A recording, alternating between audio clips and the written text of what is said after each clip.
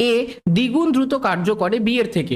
যদি উভয়ে একত্রে 12 দিনে একটি কার্য শেষ করতে পারে তাহলে বি একাকী কার্যটি সম্পূর্ণ করতে কত সময় নেবে? আচ্ছা দেখো, এ দ্বিগুণ দ্রুত কাজ করছে, তার মানে এর এফিসিয়েন্সি যদি আমি 2 ধরি তাহলে বি এর এফিসিয়েন্সি কত? 1 এফিসিয়েন্সি, এটা এফিসিয়েন্সি ধরছি, ঠিক আছে? তাহলে বি এর এফিসিয়েন্সি 1 যদি হয় তাহলে এ তার ডবল মানে 2 এফিসিয়েন্সি। তাহলে দুজনের মিলিত এফিসিয়েন্সি কত? 2 যোগ 1। এই এফিসিয়েন্সি নিয়ে কতদিন কাজ করছে? 12 দিন কাজ করছে। তাহলে টোটাল ওয়ার্ক 2 আর 1 3, 3 বারং কত? 36। এটা আমার টোটাল ওয়ার্ক। এই কাজটা বলেছে বি এর একা করতে কত সময় লাগবে। বি এফিসিয়েন্সি কত? 1 ইউনিট করে। তাহলে 1 ইউনিট কাজ যদি ও একদিনে করে তাহলে 36 ইউনিট কাজ কত দিনে করবে?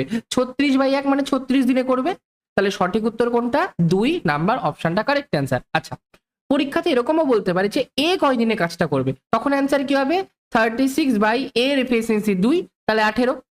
এটা বেসিক ফর্মুলা গেল।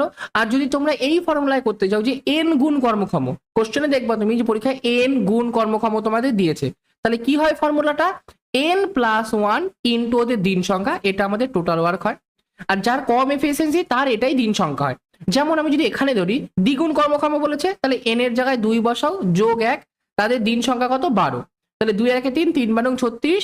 আর এটাই যার কম এফিসিয়েন্সি তার দিন সংখ্যা হয়ে যায়। তাহলে অ্যান্সার 36 সঠিক উত্তর।